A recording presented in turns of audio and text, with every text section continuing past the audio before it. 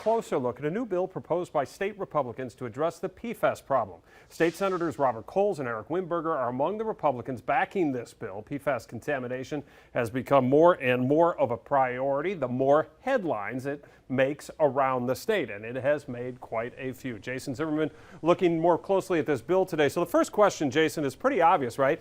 How much is this going to cost? Because I don't think they revealed that, did they?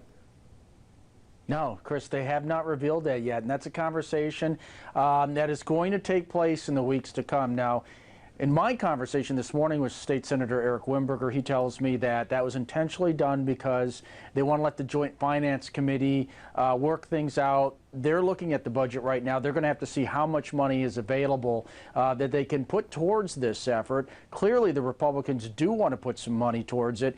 It's just a question of what they feel would be appropriate. And they also have, there's also some differences between what they want to propose and what, the governor would like to see done.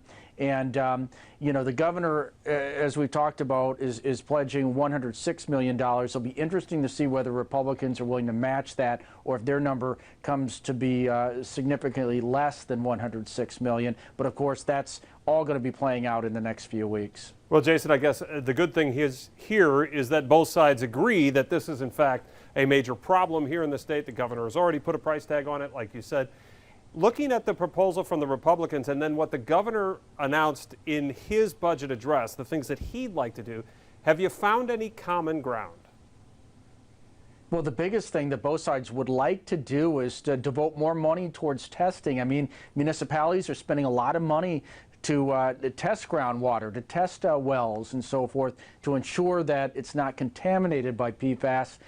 That's going to continue, and someone's going to have to pay the bill for that. So that both sides are pledging money to help municipalities pay for that testing because, it is drinking water here that's at stake.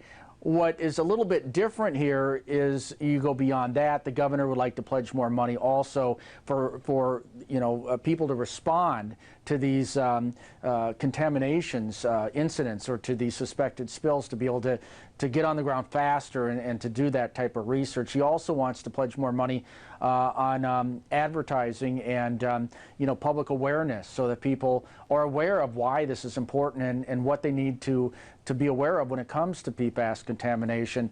Republicans, on the other hand, they want to devote more money, or they want to make sure that attached to this bill is some legislation that would, prevent DNR overreach. And specifically, if you're a landowner and you have PFAS contamination on your property, a lot of times that'll spill onto another property, and you're liable when that happens. But you may have been a landowner that received that from a factory or plant, so they want to hold the original contaminator liable, not just these innocent homeowners as it passes from one property to the next. All right, Jason, thanks so much for that. A lot to dive into here and a lot to still play out with this PFAS legislation.